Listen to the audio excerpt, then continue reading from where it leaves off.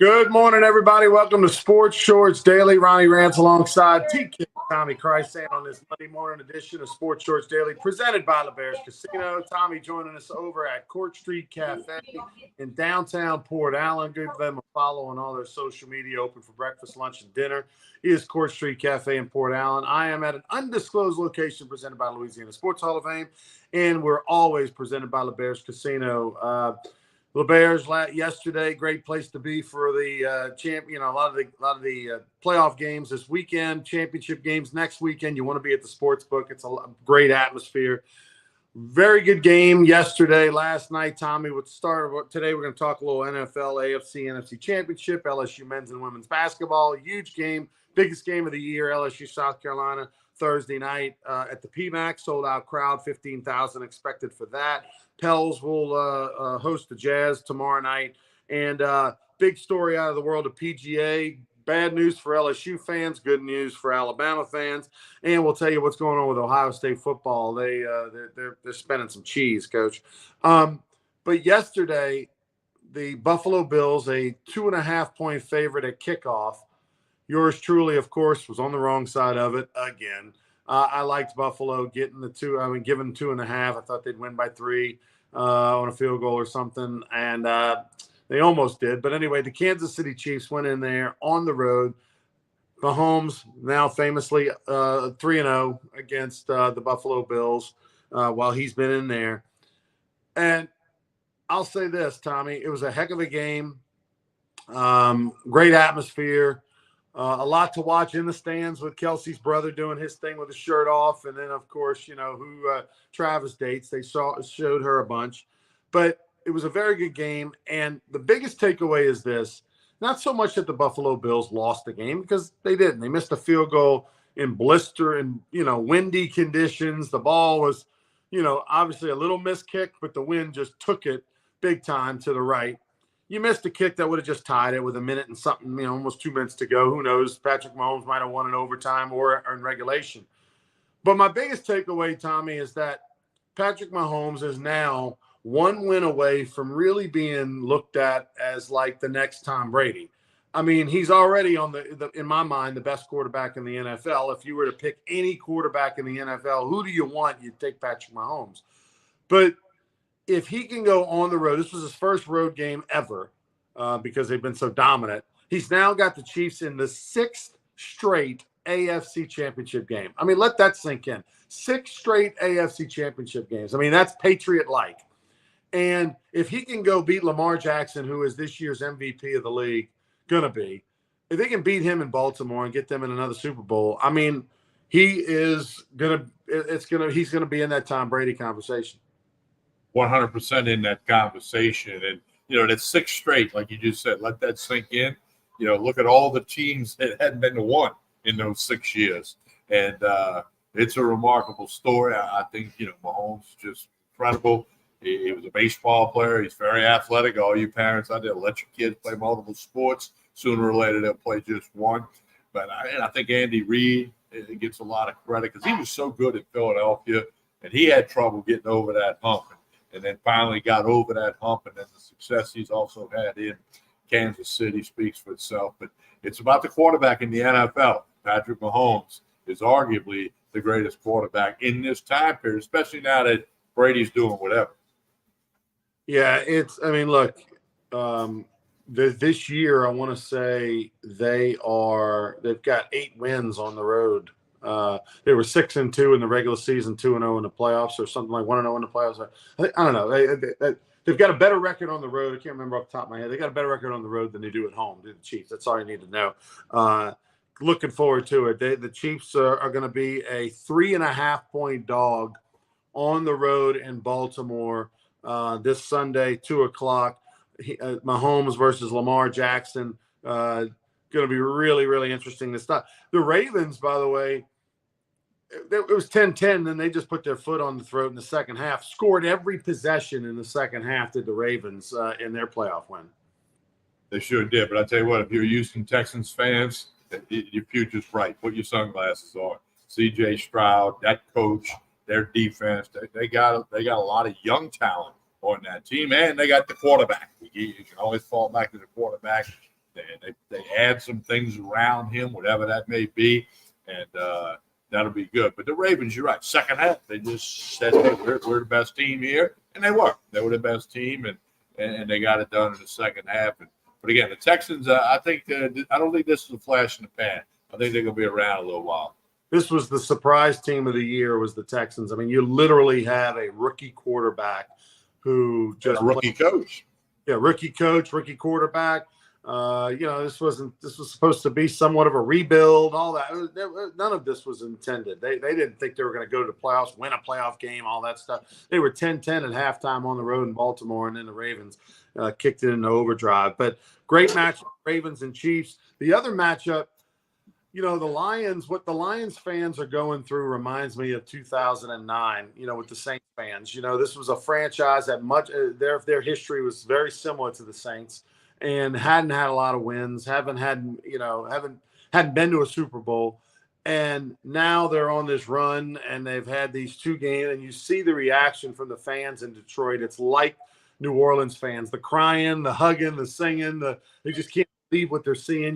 They had a guy on his deathbed. They have a picture that went around of a hospice patient. He painted his hair blue, the same as one of their top receivers, and people are trying to literally just hang in there so they can see the Lions Super Bowl. But the Lions get a victory. The Baker Mayfield story comes to an end, and I think the 49ers are 6.5-point favorites. But Deebo Samuel, will he play? What will his status be against the Lions? That is going to be a giant thing to watch this week. Yeah, go check out that injury report. And, of course, that'll be a prevalent question for all people covering that game, especially 49ers fans and Lions fans, because he's one of the best players in the league. And he can do so many things, the yards after the catch, the return game. They'll run him on a sweep. They'll hand off to him. He's lined up at tailback a few times this year. So that's going to be important. But, man, it's a great story in Detroit. Like you said, 2009, the story we all went through in New Orleans. And I remember I was at your house when Garrett Hartley made that field goal to send the Saints to the Super Bowl. You had a gathering, 12, 14, 15 people. And I remember that vividly. And now many Lion fans are going to have their vivid memories as well. It's the 49ers. I'll tell you like that. If Deebo Samuel, I expect he's going to play. But if he doesn't play, is he playing just because he's got to play, or is he healthy?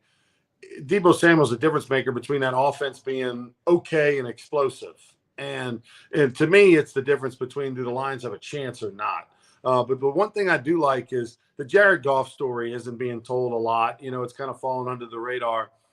Jared Goff, when they made that trade, when Stafford went from Detroit to the Rams and then Goff went from the Rams to Detroit, it was almost like two organizations, Tommy, just kind of, the Rams case, they felt like, okay, it was an absolute upgrade. Now we have a chance to win a Super Bowl, which it did. But for Detroit, it was like a throw-in. Well, we need a quarterback. We got some first-round picks for Staff. We need a quarterback, so we'll take him and, see how it works out. Jared Goff has resurrected his career. He's a steady veteran presence quarterback. Is he a top, 7-8 quarterback in the NFL? No. But is he 8 to 14? Yeah. Is he, consistent? Does he have the ability to have those big games and carry a team from time to time? Yeah. Good guy and everything. I love the Jared Goff story because, again, we're seeing it. Goff and the Baker Mayfields and the Geno Smiths of the world. We're seeing guys that, quite frankly, people kind of gave up on, said, I don't think it's ever going to work out. I don't think he's going to be the guy we thought he would be. And then these guys are having these second and third chapters of their career. It's awesome to see. Well, a lot of people don't like this term, but he manages the game. He takes care of the football, and he lets his teammates, whether that's Montgomery and Gibbs, who's quickly turning into one of the best running backs in the league.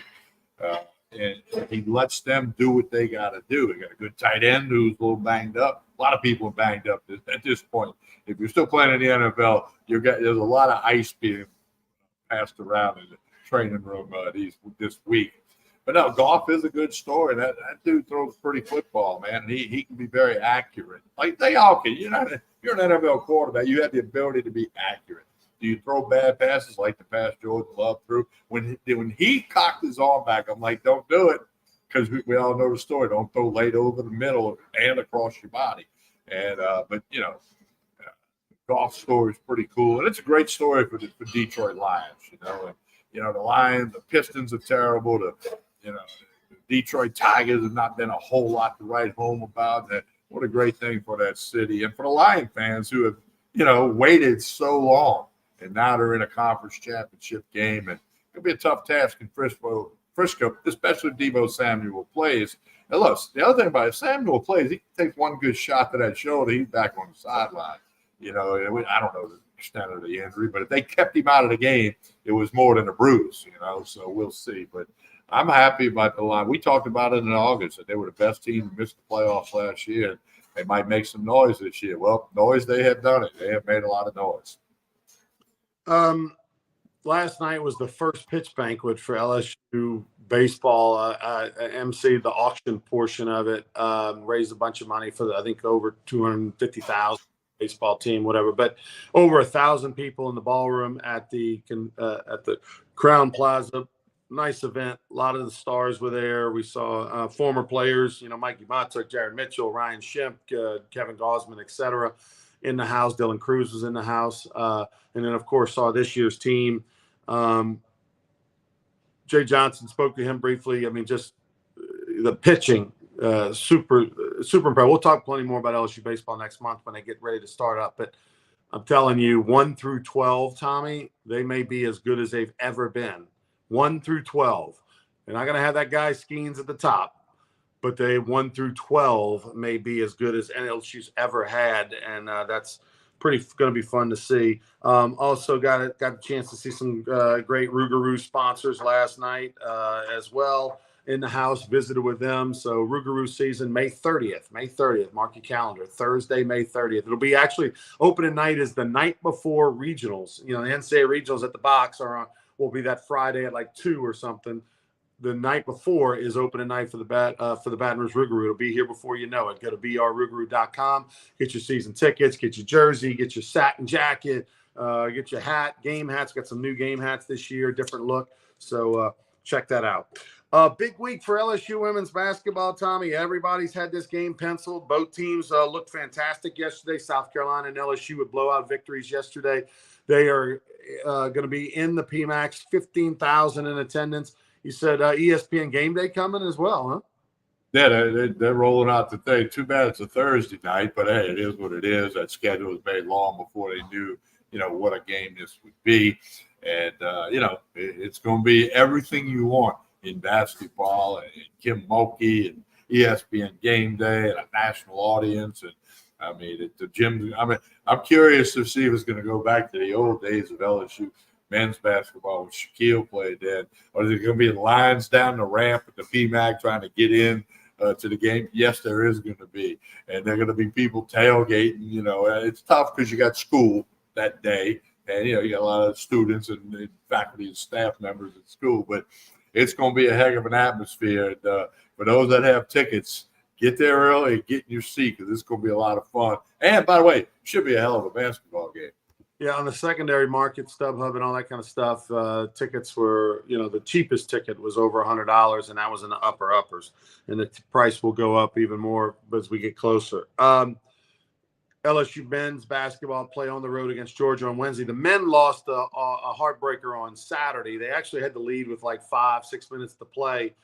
They scored 4 points, Tommy, that LSU's men's basketball against Texas A&M in the last 6.5 minutes of that game. I mean, that's just what cost them the game. The last 6.5 minutes, they only scored 4 points, and they just didn't get it done. They blew the lead. They had a little brief lead and just couldn't put the biscuit in the basket enough. Winnable opportunity. They found themselves at home a 2.5-point dog. A&M did cover. And so the Tigers now 3-2 in SEC play. Will take on Georgia on the road on Wednesday. There wasn't the only Tiger that blew a lead this weekend. Sam Burns, the outstanding golfer for the LSU Tiger, a Ryder Cup member last year from Shreveport. Sam Burns was 29 under. Looked like he was at minimum going to be in a playoff or something, if not win the tournament over the weekend in the PGA. And on the last two holes, goes double bogey, puts it in the water on 17 and 18, double bogeys both holes, finishes sixth, picks up a check for 300 something thousand, Tommy. But by virtue of not just, if he finishes second, he cost himself at least $1.2 million over the last two holes. Let that sink in. He cost himself $1.2 million. That's the difference between 1.5 and 300, which is where he would have been minimally because an amateur won. So second place got the $1.5 million grand prize. I mean, let me tell you something. Sam Burns is not a happy guy this morning. Yeah, no, he's going to think about that one for a little while. Sooner or later, he's got to let it go. That's what you have to do in golf. But the story was you had something happen that hadn't happened since 1991. That's a long time ago. You were playing for the Tigers, winning a national championship in 91 when Phil Mickelson, as an amateur from Arizona State, won a PGA Tour event. I think it was in Milwaukee. You'd have to double-check me on that. But Nick Dunlap just turned 20 years old last month, plays golf at the University of Alabama. He ended up the winner at the PGA West golf course, which I've played there. It's phenomenal. He was the winner on the PGA Tour. First time an amateur's done it, like we said, since 91. So but when something happens that hadn't happened since 91, it's got to be a story. And, of course, he, like you said, he gets the trophy thing, but he doesn't get the money. And I'm sure he'll declare professional this week would be my guess. He did play in 2 U.S. Opens in 22 and 23. Did not make the cut in those Opens. So the guy's got a sporty amateur record, to say the very least. Won the North-South, which is one of the top amateur things that's played at Pinehurst in North Carolina. He won that title as an amateur. You go look at the people that won that, and it's a who's who list in the world of pro golf.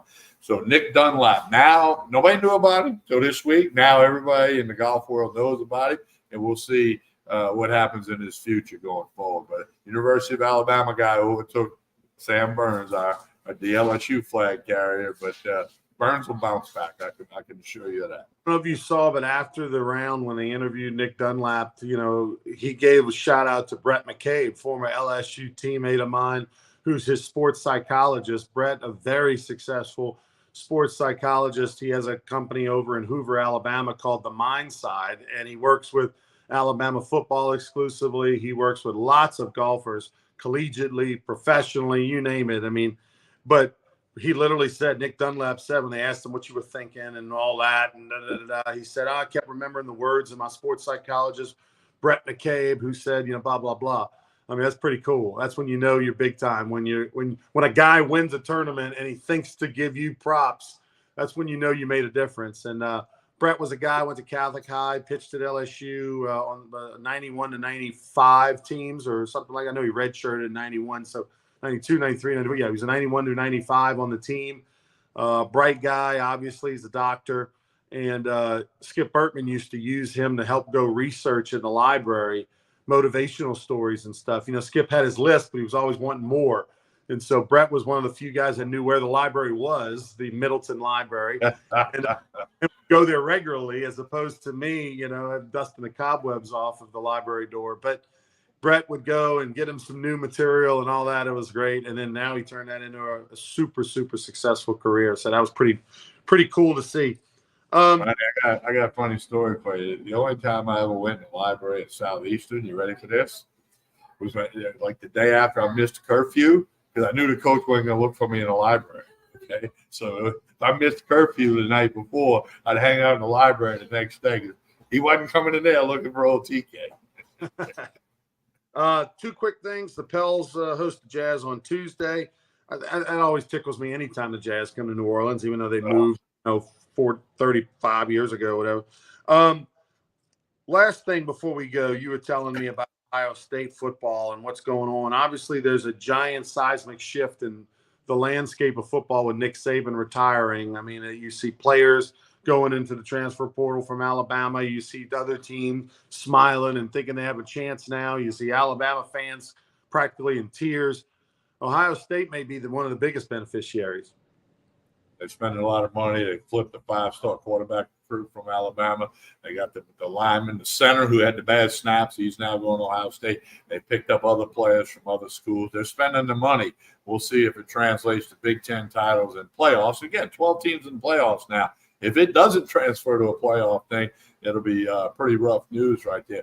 Funny meme on social media last week. They had a picture of DeBoer, the new coach at Alabama's first team meeting. They got one of those rooms like a theater style auditorium, just like LSU and everybody had, and it was empty. And he was at the podium talking to an empty room because like 27 Bama guys have hit the portal, and maybe one or two of them will go back. But he also got an All-American lineman from Washington to switch to Tuscaloosa. But yeah, Ohio State's spending that money like others. They're not the only ones doing it. But there was just a big article about how much they've spent. Kind of like A&M spent all the money and can't get there, But and also the Texas Longhorn basketball coach apologized and walked back his horns down rant, saying he shouldn't have done all of that because he got blistered on social media for being soft. So he had to give it a little correction. But that $13 million Ohio State, that's just the landscape of college football now. It's not amateur, it's professional. And it's like we always say, follow the money. The money is going to be the root of everything. $13 million plus is in the collective at Ohio State right now. Let's just say LSU ain't got nothing Close like to that. Like maybe half of that. Maybe half. I don't even want to say the number. It's embarrassing. Like I'm telling you, maybe half of that. I'm telling you that LSU is in trouble long term when it comes to football. They cannot keep up with the Jimmies and the Joes. LSU is going to be like Boise State. Like it was always amazing that Boise State was a top 10, top 20 team because they have like one 4-star, one 3-star, and yet they put together a great team that can beat anybody. They had a nice run there for about 15 years where they were super. LSU is going to be like don't expect 5 stars. 5 stars cost too much money. They might get one. They might get the local guy in Louisiana, but they don't have the money to go compete with Texas, Texas A&M, Ohio State, Alabama, Georgia. They don't have anywhere near the money. So temper your expectations, LSU football fans, over the next 5 to 10 years.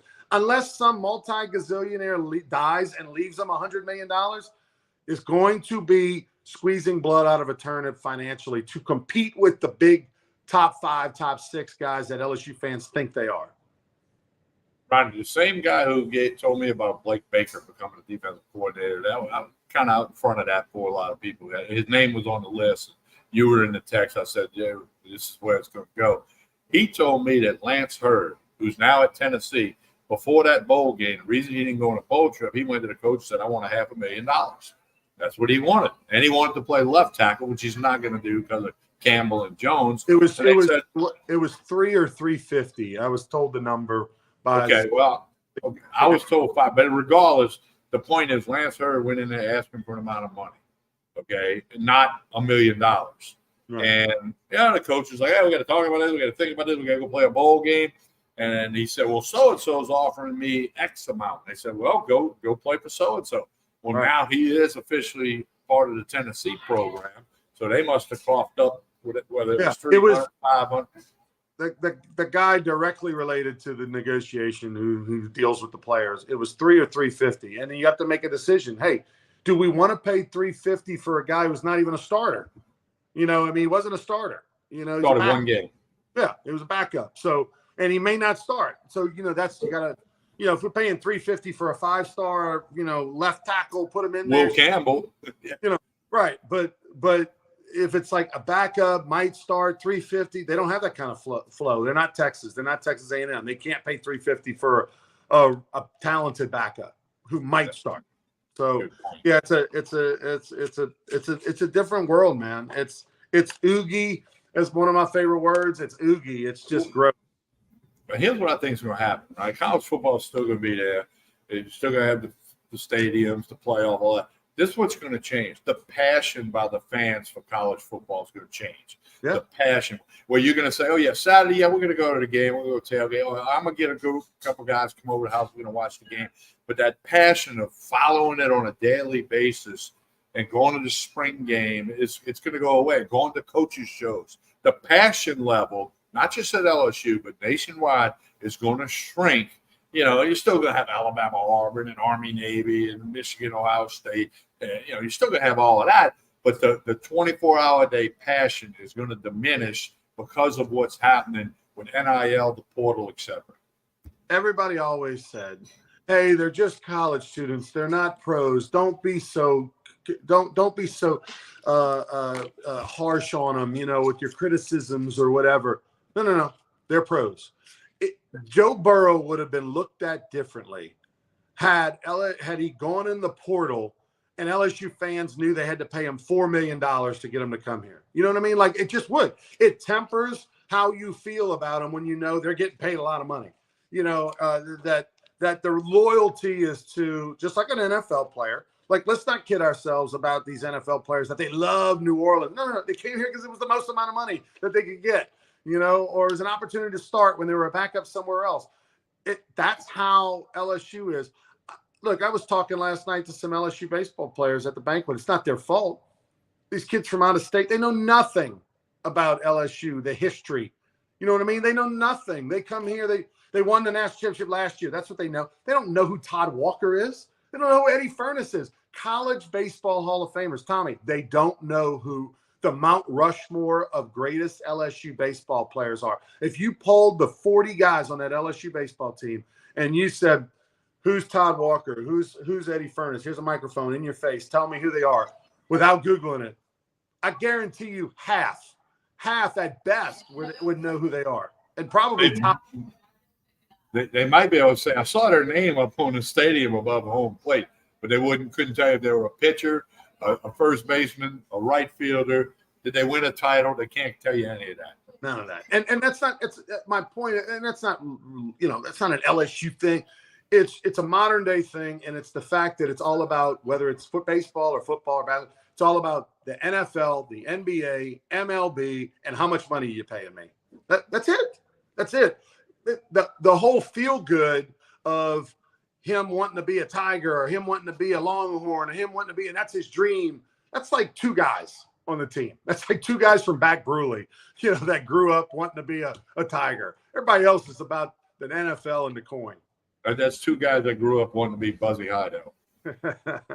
Well, Buzzy's not Back Bruley, Tommy. He's E.A. Gonzalez. He lives in Back Bruley, but I don't want the people in Ascension get mad at me. Tell us about Court Street Cafe on the way out. Hey, breakfast, lunch, dinner, 7 days a week, full service bar right there behind me. Jason and the staff do a super job. Lunch specials, dinner specials, drink specials. Court Street Cafe. A couple of minutes over the Mississippi River Bridge, 805 Court Street in Port Allen. And again, connect on Facebook and Instagram. That's where the world is. And come over here and get some breakfast, lunch, dinner. See the great people, the great staff, plenty of parking, patio out front for when the weather warms up a little bit. Court Street Cafe in Port Allen. As always, like and share this video, share this show. That helps us out a lot, helps all of our sponsors. Like and share this show. We appreciate it. Have a good Monday and have a good week. I'm Tommy Christ saying talk to you again soon.